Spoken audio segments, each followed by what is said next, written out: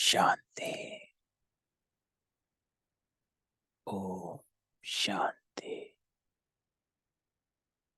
ओम शांति।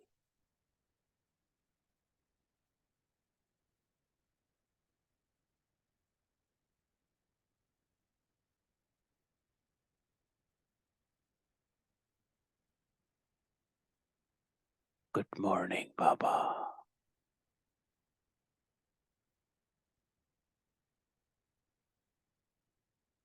अमृत वेला।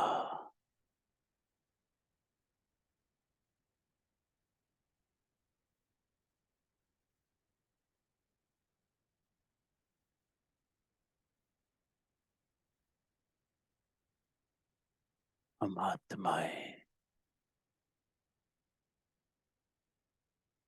अपने सत्य स्वरूप में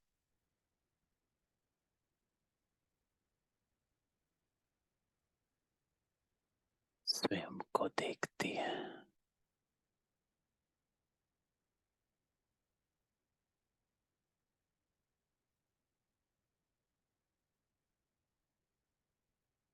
जिस स्वरूप में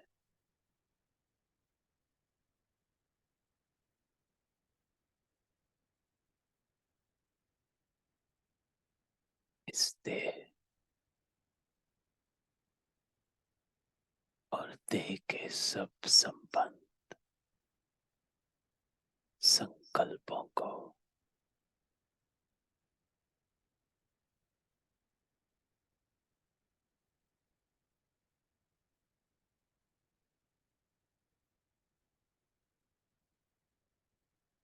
यही छोड़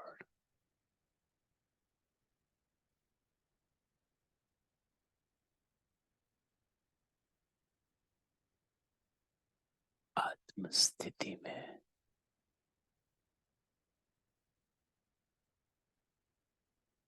अपने आप को स्थित करो।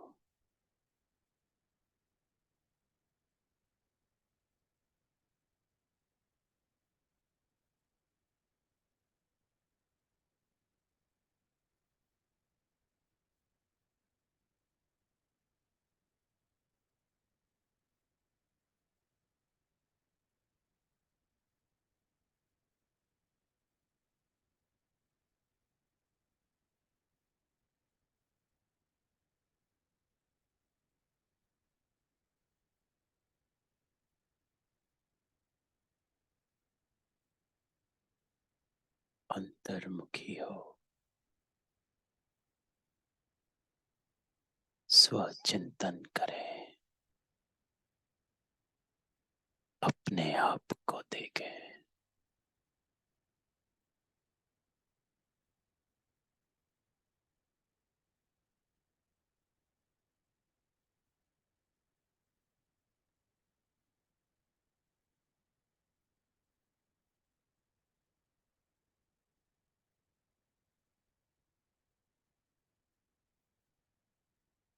मैं आत्मा इस देह में विराजमान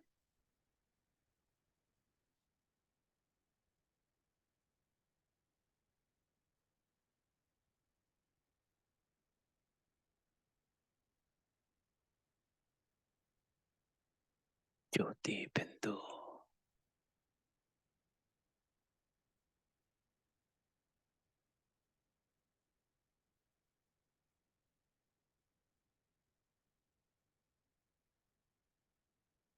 अपनी देह को साक्षी हो देखे और अपने आप को लाइट स्वरूप में इमर्ज करें।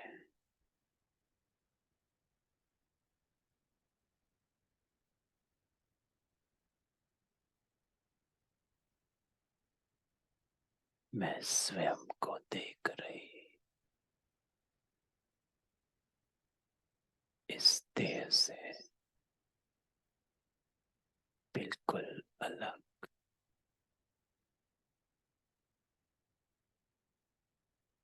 लाइट स्वरूप में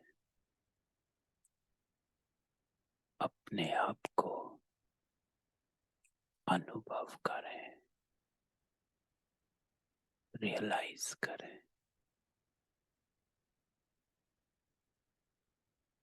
एक लाइट हो, माइट हो,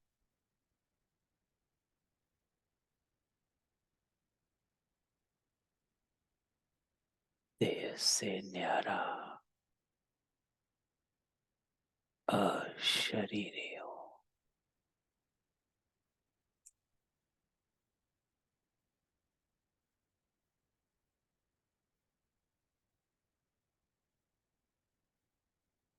आज बाबा मुझे सामने बिठा राजयोग सिखा रहे।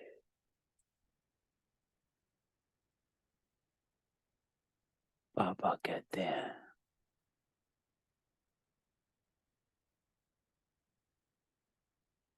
अशरीरी बाबा।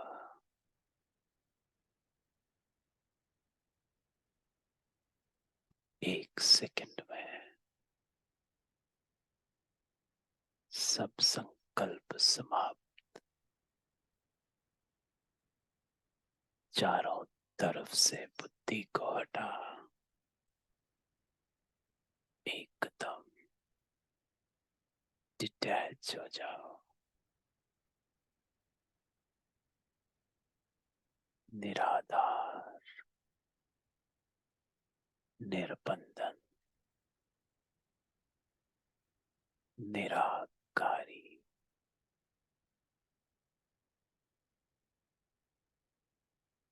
अनुभव कर।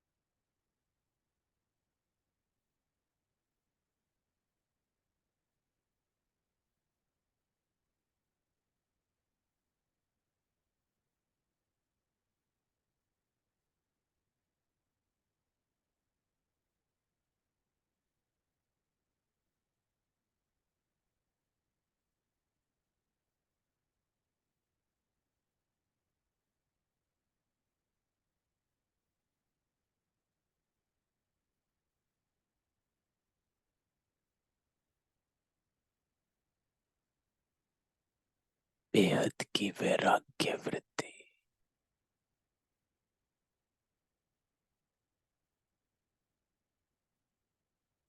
हर तरफ से निर्संकल्प स्थिति।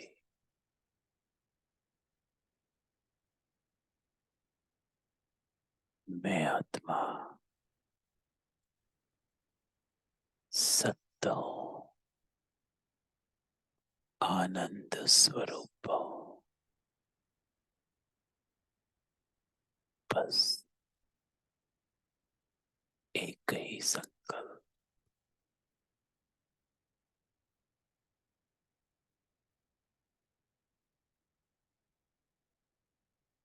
मैं सतो गुणी हूं।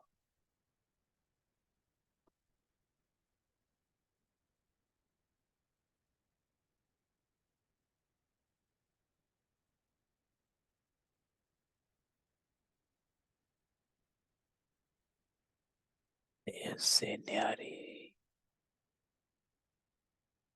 ईश्वरीय संतान, यथार्थ निश्चय।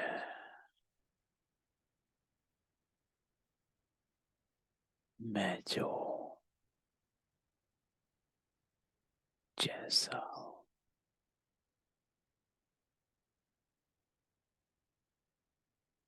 बाबा को अपने सामने अनुभव करो।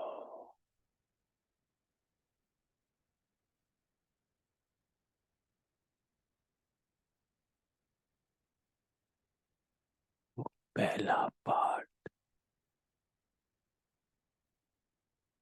का करारा।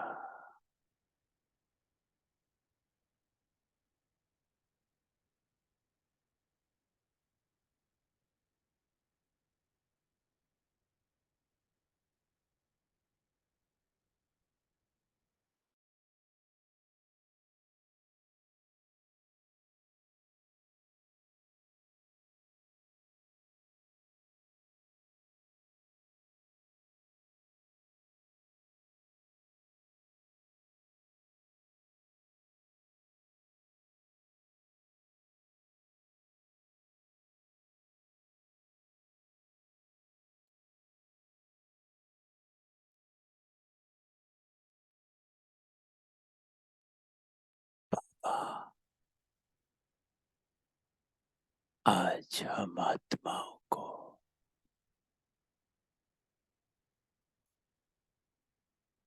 आत्मस्मृति का तिलक दे रहे।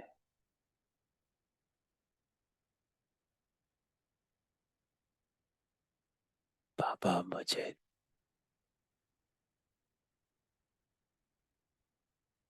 तिलक लगा रहे।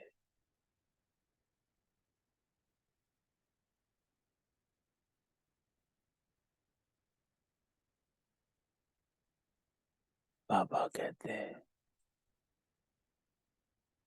बच्चे ये आत्मस्मृति का तिलक है।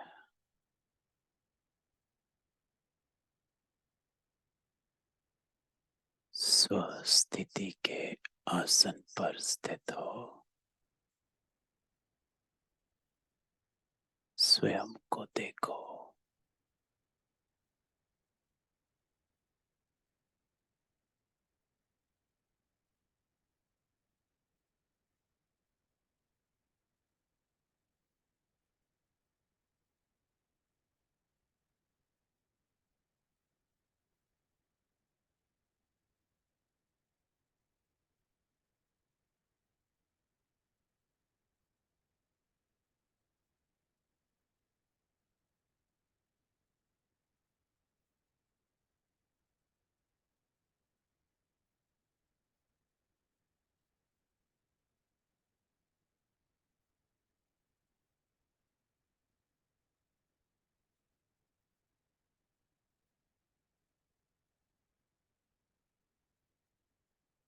मस्तक के बीच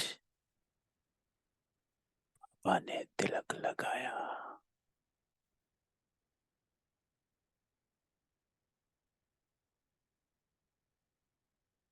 अनुभव करें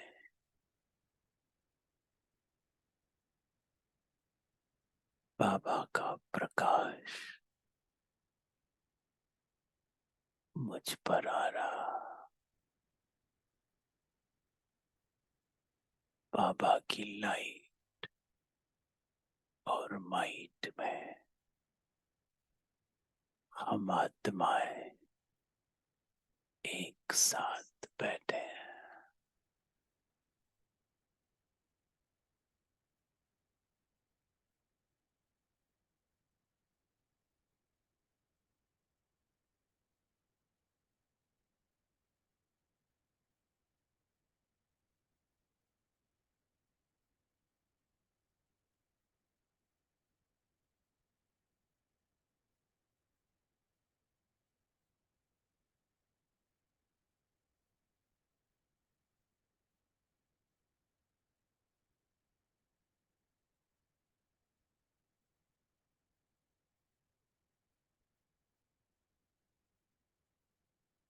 लाइट की किरणों को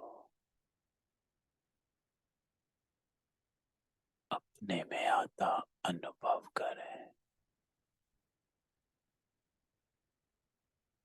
बाबा के प्रकाश में मैं आत्मा अपने सत्य स्वरूप में स्वयं को देख रही हूँ।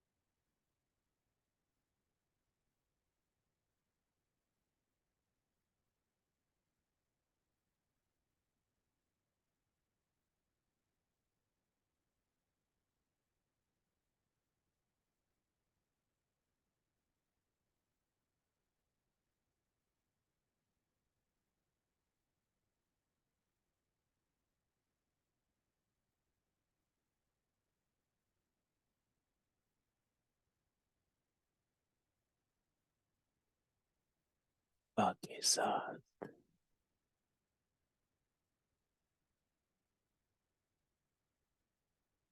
अपने रूहानी स्वरूप में मैं आत्मा अव्यक्त मिलन मना रही।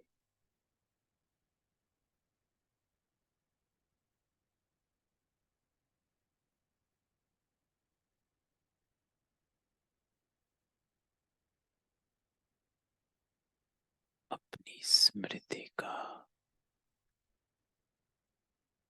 स्वरूप बन जाओ।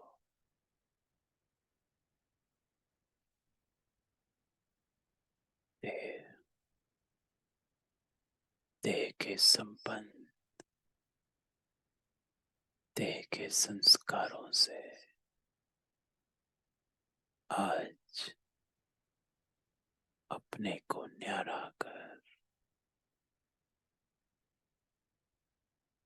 मैं आत्मा, मेरा बाबा का कर लो ये पाठ। सब कुछ भुला दे, अपने स्वरूप में टिक जाए।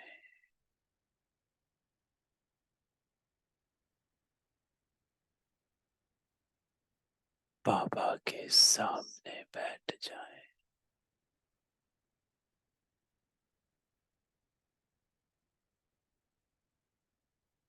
इस प्रकाश में अपने आप को देखें, खो जाए उस सागर में।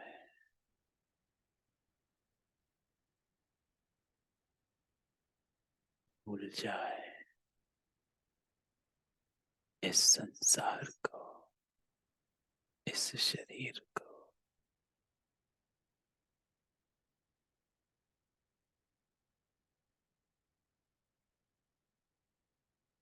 आज मेरी मुलाकात मेरे से और मेरे बाबा से है।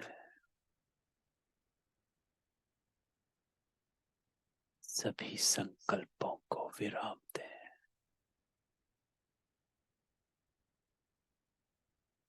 मन बुद्धि समेत बाबा के संग के रंग में, उस सानिध्य में अपने आप को देखें।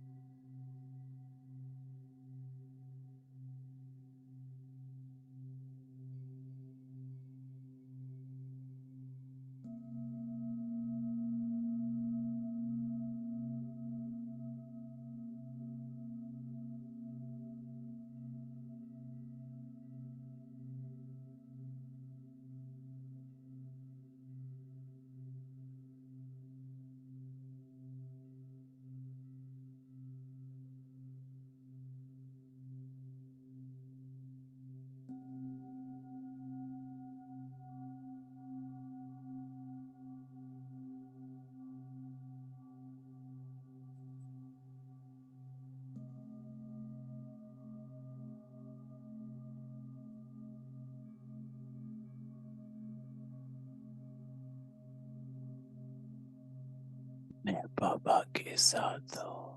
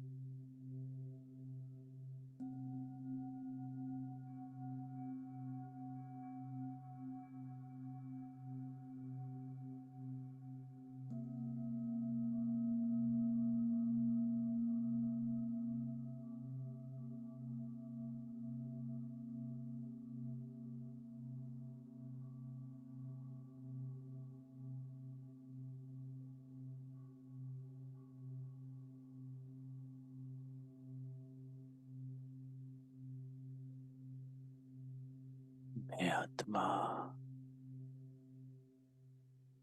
पवित्र हो रही।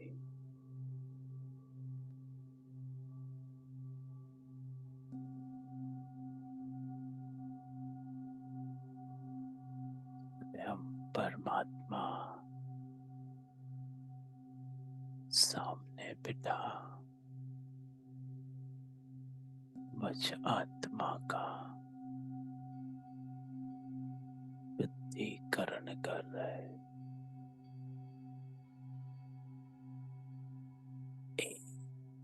एक किरण का अनुभव करें।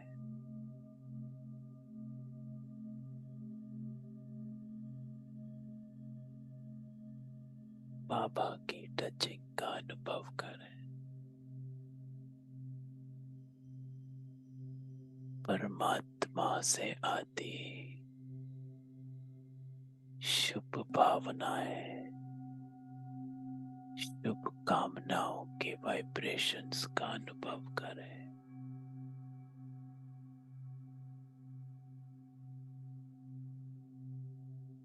विशेष आत्माएं हो जिन आत्माओं को स्वयं परमात्मा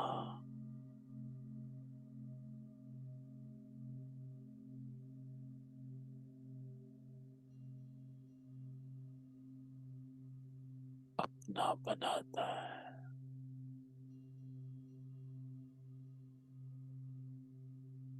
आप समान बनाता है।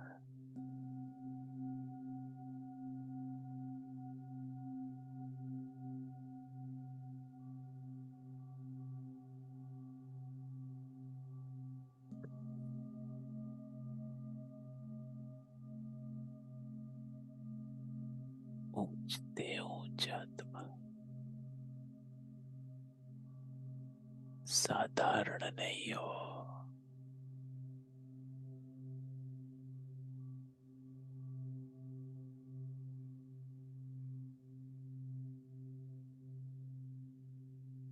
पावरफुल पवित्र आत्माएं हो।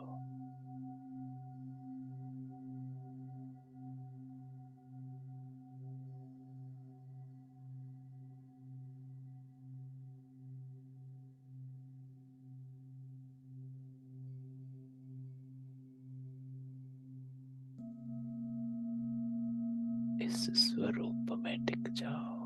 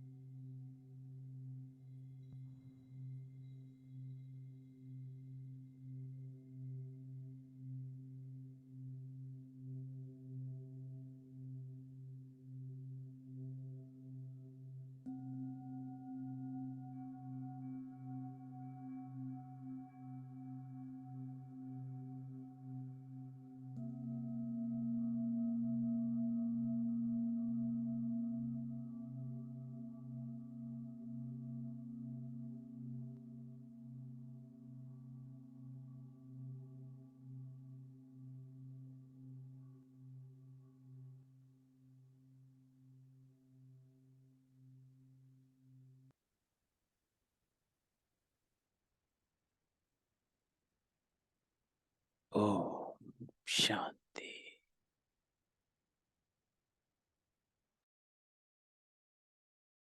ओम शांति।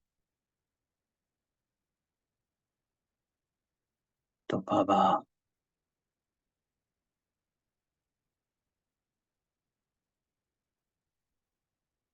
पापा कहता है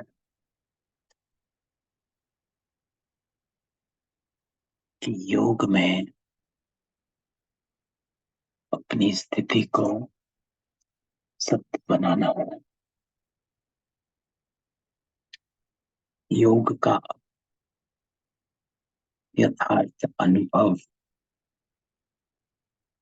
बाबा कहता है कि अपनी स्थिति, अपने स्वरूप का अनुभव करना, महसूस करना, रियलाइज करना, क्योंकि योग ही स्व परिवर्तन लाता है। बाबा हमेशा कहता है कि ज्ञान से नहीं, योग से परिवर्तन होता है, क्योंकि योग रियलाइज करवाता है।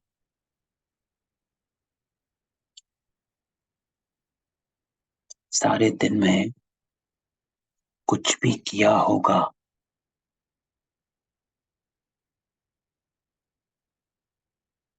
तो मुरली पढ़ते हुए या मुरली की चर्निंग करते हुए वो बात आपको तंग नहीं करती है।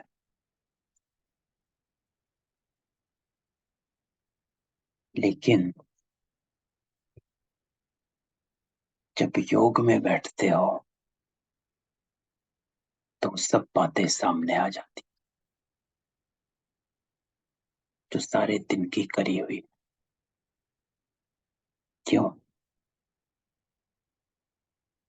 क्योंकि जब आत्मा अपनी प्योरिटी को टच कर रही होती है या प्योरिटी की तरफ जा रही होती है तो उससे मैलापन जो है वो साफ साफ सामने आ रहा होता है।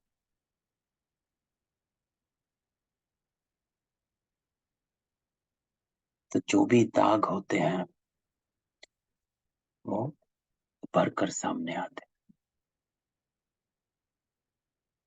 रियलाइज होता है। इसीलिए योग का महत्व है। जो ब्रह्मा बाबा की भी कई बार कहानी होती है कि बाबा कहता है कि मैं सारे दिन में आपको, अपने आप को इस अटेंशन से चलाता हूं कि जब मैं बाबा के साथ योग में बैठूं तो मेरा कोई भी कर्म, संकल्प और बोल मेरे योग में बाधक ना बने। तो इसीलिए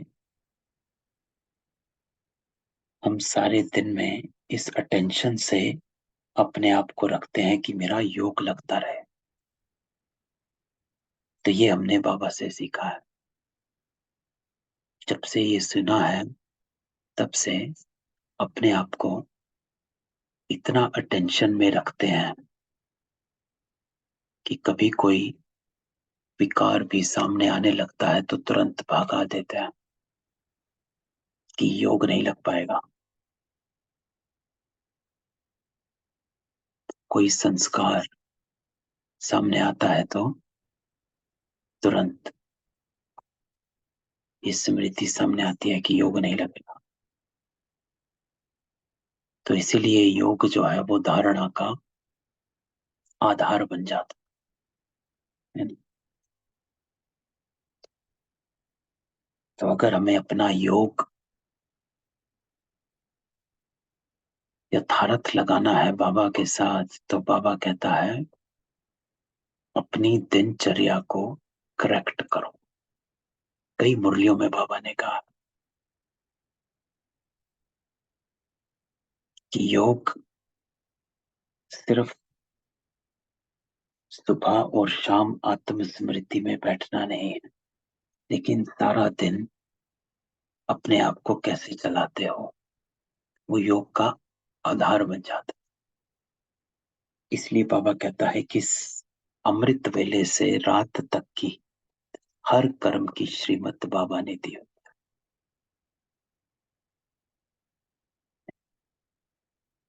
तो चले, आज 1969 की आखिरी मुरली।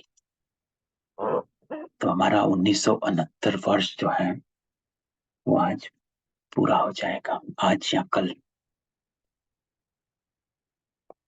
तो इस मुरली का टाइटल है अनासक्त बनने के लिए तन और मन को अमानत समझो।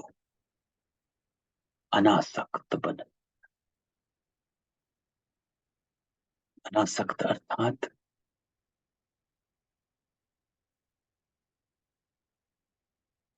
डिटैचमेंट, कहीं भी आसक्ति नहीं हो,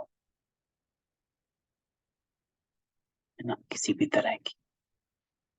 उसके लिए बाबा कहता है तन और मन को अमानत समझो। तो बाबा से सीखते हैं। बाबा कहता है बाबा को, बाप दादा को कहाँ बुलाया है और किस लिए बुलाया? अभी कहाँ बैठे हो?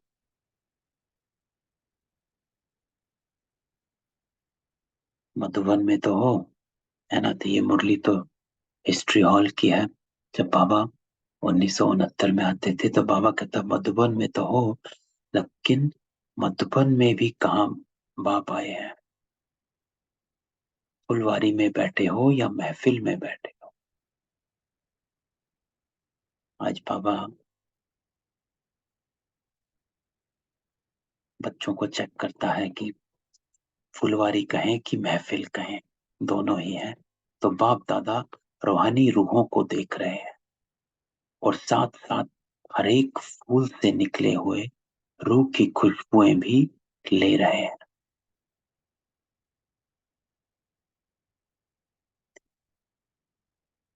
रूह,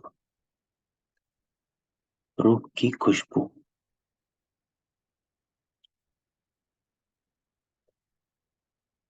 तो रूह जो है, बाबा कहता है कि मैं रूहानी रूहों को देख रहा हूं और हर एक फूल से निकले हुए रूह की खुशबू को देख रहे हैं कि आत्मा कितनी पवित्र है या कितना मैलापन है। जैसे वो लोग फूलों से एसेंस निकालते हैं, उनको रूह कहते हैं। ये डेफिनेशन जब हमने पहली बार सुनी थी तब हमें रूह का मतलब समझ आया था। रूह किसको कहते हैं? जो फूलों से एसेंस निकालते हैं, उसको रूह कहते हैं। तो वो एसेंस की खुशबू होती है, उनकी खुशबू बहुत अच्छी और मीठी होती। तो यहाँ मधुबन में रहते भी आज बाबा कहता है मैं रूहानी दुनिया का सैर कर रहा है। आप सभी को भी रूहानी रूप में रह करके हर कर्म करना है, तब सर्विस में वो कर्म में रौनक आएगी। तो बाबा पहली श्रीमत देता है कि रूहानी रूप में रह करके हर कर्म करना है, तब सर्विस में या कर्म में रौनक आएगी। जो हमने पिछली मुरली बाबा की पढ़ी थी, जो बाबा कहता है आपके हर कर्म की पूजा होगी। दातुन, मथुरा में दातुन की भी पूजा होती है कि वो दातुन का समय है, हर कर्म की पूजा होती है। और कईयों की होती है, कई को नहीं होती है ना। संडे को मुरली में बाबा ने कहा। तो बाबा कहता है कि रूहानी रूप में रहकर हर कर्म करना है, तब कर्म में रौनक आएगी। अभी नवीनता चाहते हो ना, वह जैसे चल रहे हैं उसमें संतुष्ट हो, तो बाबा पूछता है कि are you satisfied with what you are, how everything is going, या आपको चेंज चाहिए? नई रौनक तब आएगी, बाबा कहता, जब हर कर्म में, हर संकल्प में, वाणी में रूहानियत होगी।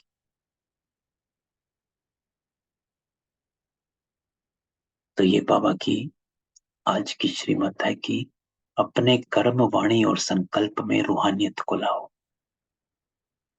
और तरीका क्या है? बाबा कहता रूहानियत कैसे आएगी, इसके लिए क्या करना है, युक्ति क्या है जो रूहानियत सदा कायम रहे। क्या बदलना है? तो क्या हम चेंज करें हमारे थॉट प्रोसेस में, हमारी थिंकिंग में, कि हर कर्म में, वाणी में रूहानियत आ जाए। हर एक ने भिन्न भिन्न बातें सुनाई, तो बाबा कहता ये तो है मुख्य बात है जो सभी को पक्की ही है। क्योंकि बाबा हमेशा कहता है कि आप गहराई में नहीं जाते हो, बाबा गहराई में लेकर जाता है। हम आत्माएं जहाँ ऊपर ऊपर से सुना देती हैं। तो बाबा कहता है परंतु रूहानियत ना रहने का कारण क्या है? क्यों नहीं रूहानियत रह पाती है हमारे कर्म में? क्यों हम बार बार नीचे आ जाते हैं, अपने कर्म में नहीं टिक पाते हैं? तो बाबा कहता है वफादार फरमान बरदार क्यों नहीं बन पाते हैं? किसने कहा बाबा संबंध की कमी है? बाबा उसको भी पकड़ता है कि संबंध में कमी भी क्यों पड़ती है, कि वफादार फरमान बरदार क्यों नहीं बन पाते? क्योंकि कोई कहता है कि संबंध को नहीं समझ पाए, संबंध को अनुभव नहीं कर पाए। तो बाबा कहता है उस संबंध में भी कमी क्यों पड़ती है, क्यों नहीं अनुभव कर पाए कि वो मेरा पिता है? निश्चय बुद्धि का तिलक तो सभी को लगा हुआ है ना? जो बाबा ने पिछले संडे चलाया था, पहला यथार्थ निश्चय, मैं जो हूं जैसा हूं, बाबा भी जो है जैसा है। यह है पहले निश्चय वाली आत्मा। दूसरा निश्चय कभी आए कभी गए। तीसरा निश्चय संबंधियों सबसे परेशान होकर पहुंच जाते, फिर चले जाते। तो बाबा कहता है निश्चय बोली बुद्धि का तिलक तो सभी को लगा हुआ है। तो ये प्रश्न है कि रूहानियत सदा कायम क्यों नहीं रहती है? बाबा आज पकड़ रहा कि क्यों हमारे हर कर्म में आत्मिकता नहीं रह पाती है, क्यों हम बीच बीच में नीचे हो जाते हैं।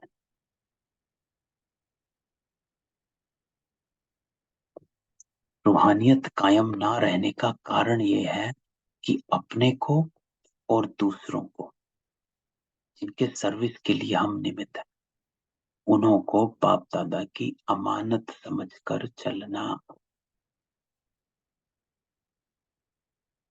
तो बाबा कहता है अमानत नहीं समझते हो, अपनापन आ जाता है। जितना अपने को और दूसरे को अमानत समझेंगे तो रूहानियत आएगी। ये बाबा युक्ति देता है। तो अमानत समझने का अर्थ क्या? अमानत समझने का अर्थ मेरा भाव खत्म। कि बाबा कहता है उठते ही मेरी पत्नी, मेरा पति, मेरे बच्चे, है ना, मेरे रिश्ते। तो एक ये भाव है। दूसरा भाव है कि ये शिव बाबा का बच्चा है, जिसको बाबा कहता है अपने को और दूसरों को जिनके सर्विस के लिए हम निमित्त हों। क्योंकि बाबा तो हमेशा कहता है कि घर घर को सेंटर बनाओ। आप सर्विस कर रहे हो, इस भाव को सामने रखो कि मैं सर्विस अर्थ इस आत्मा के साथ हूं।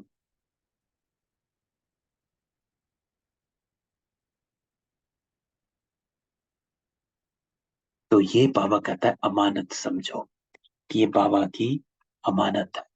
क्योंकि बाबा हमेशा कहता है कि ये तो है ही, कि चाहे वो बीके है चाहे नॉन बीके है, लेकिन है तो शिव बाबा के बच्चे।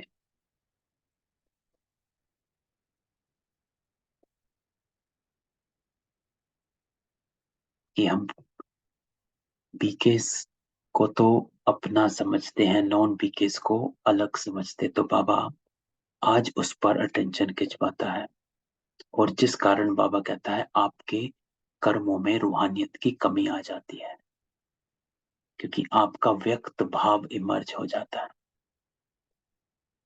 तो हर आत्मा को शिव बाबा का अगर बच्चा समझे कि शिव बाबा का है,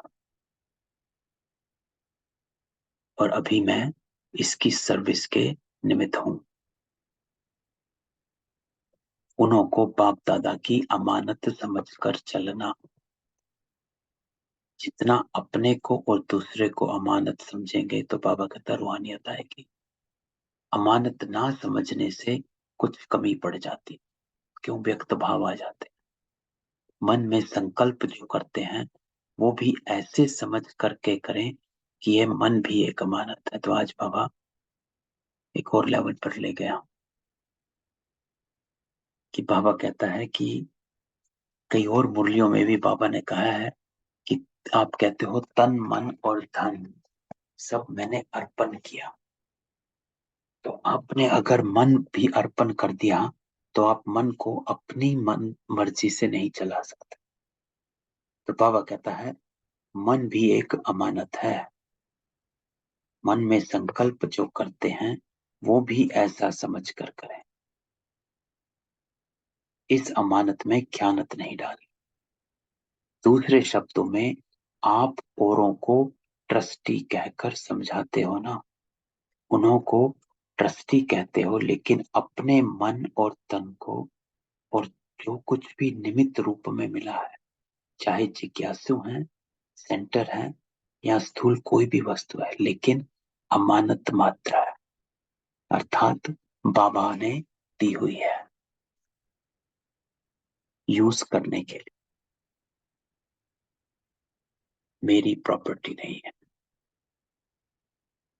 बाबा कहता है जहां पर मेरापन आ जाता है सूक्ष्म में भी, वहां पर रूहानियत खत्म हो जाती।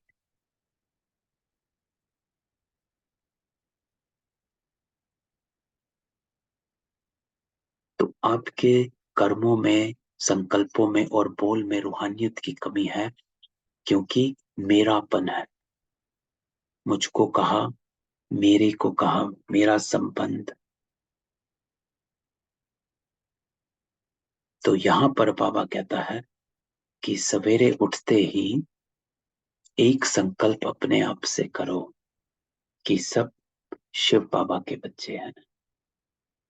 घर में भी अपने भी बच्चे हैं, तो बाबा कहता है उठते ही शिव बाबा के बच्चे,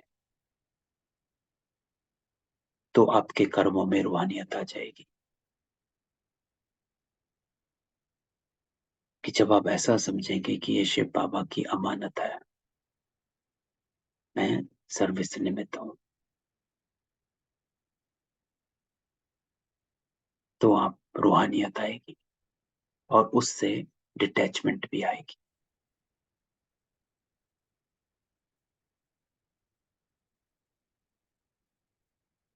तो अमानत समझने से इतना ही अनासक्त होंगे, बुद्धि नहीं जाएगी।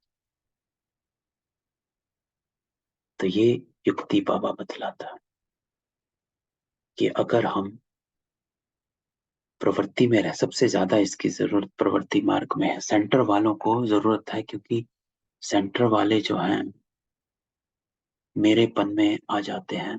सेंटर के सबसे ज्यादा सेंटर में देहभान जो होता है वो इस बात में होता है, मेरा सेंटर, मेरे सेंटर में आने वाले उस सेंटर में नहीं जाएंगे, या उस सेंटर में आने वाले इस सेंटर में नहीं आएंगे। ये जो मेरापन आता है, कि मुझे मेरा सेंटर सही है। बाबा कभी भी किसी को भी एक सेंटर में कुछ महीने से ज्यादा रहने नहीं देता था। जाओ, छोड़ो, कोई बात नहीं, कर दिया। सेंटर बनाते थे, 1 साल लग जाता था सेंटर स्टेब्लिश करने में, और जब अच्छी तरह चलने लगता था बाबा तुरंत उठा देते थे कि चलो भाई यहाँ से जाओ, दूसरे को भेजो। क्यों? बाबा युक्ति युक्त था। उसको, बाबा को पता था कि ये लगाव हो जाता है, देवान बहुत ही भारी है।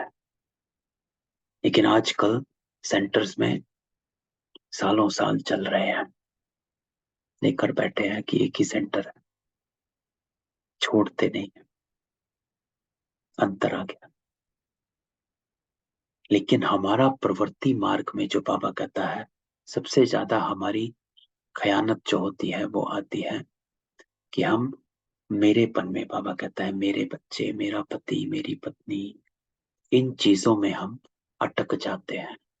तो बाबा कहता है सवेरे उठते ही एक संकल्प अपने आप को दो कि ये सब शिव बाबा की अमानत है, मैं इनके सर्विस की निमित्त हूं।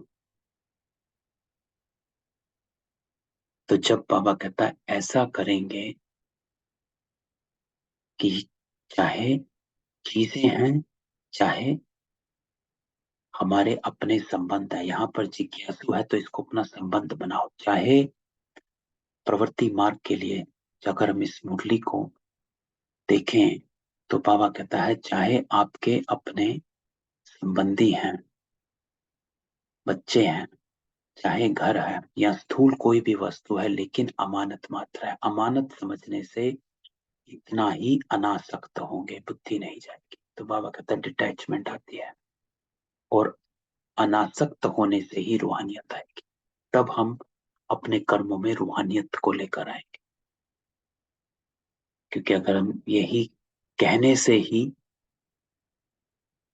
डिटैचमेंट सामने आ जाती है कि ये सब शिव बाबा की अमानत है,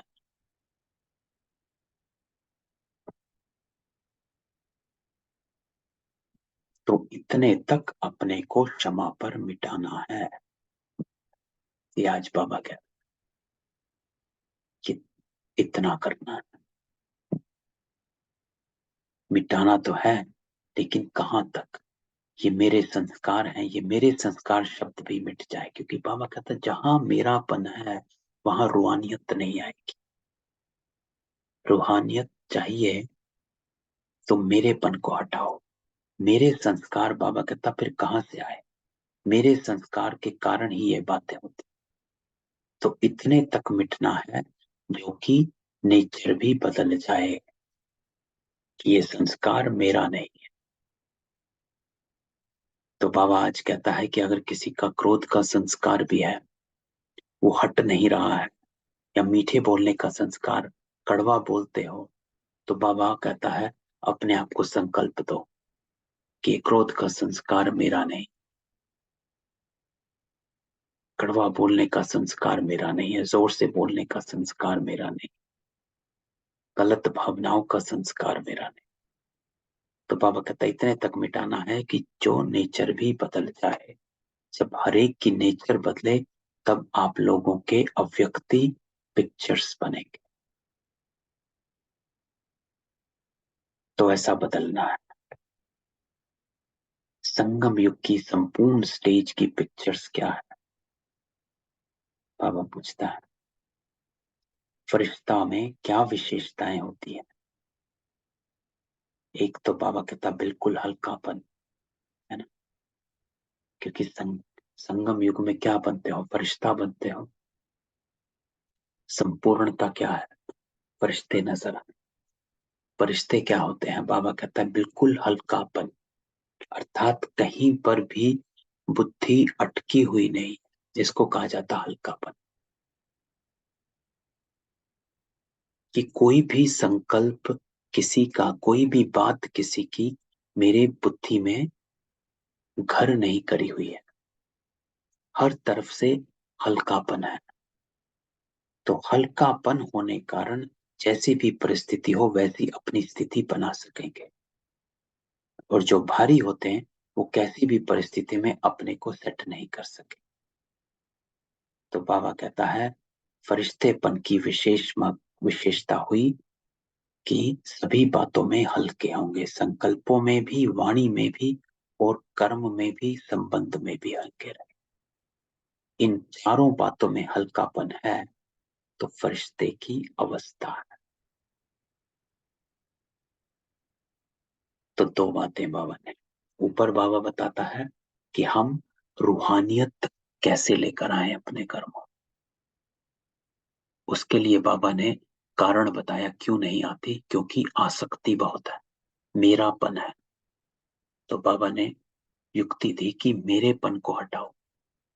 कैसे हटाओ? बाबा ने युक्ति दी कि सवेरे उठते ही संकल्प दो कि सब शिव बाबा की अमानत है, मैं सेवा, इन आत्माओं की सेवा के निमित्त। जब ऐसा आप अपने को संकल्प देंगे तो आपके कर्मों में, संकल्पों में और वाणी में हल्कापन, रूहानियत आ जाएगी। जो संडे को बाबा ने कहा था, आपकी वाणी ऐसी हो जो किसी को प्राप्ति कराए, आपके शब्द प्राप्ति स्वरूप होने चाहिए, प्राप्ति कराने वाले शब्द होने चाहिए। अपने शब्दों की वैल्यू को समझो। तो मेरे शब्द प्राप्ति कराने वाले तभी होंगे जब मैं अनासक्त रहूंगा। तो आज सारा दिन इस पर प्रैक्टिस करते हैं। ये आज का होमवर्क बाबा का हम ट्राई करते हैं, है ना, कि आज सारा दिन हम अपनी अनासक्त वृत्ति में रहे, इस वृत्ति में रहे कि सब जो भी मेरी आसपास आत्माएं हैं, बच्चे हैं, घर परिवार है, ऑफिस है या कुछ भी है, सब शिव बाबा की अमानत है। अमानत समझने से बाबा कहता है अनासक्त होंगे और बुद्धि हल्की हो जाएगी और आपके कर्मों में, संकल्पों में और बोल में रूहानियत आ जाएगी। तो आज इसकी प्रैक्टिस करते हैं। ठीक है, मैं सबको अनम्यूट करता हूं, किसी का कोई क्वेश्चन हो।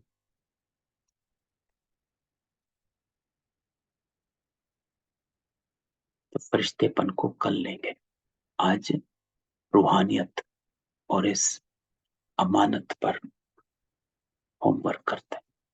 ठीक है, ओम शांति।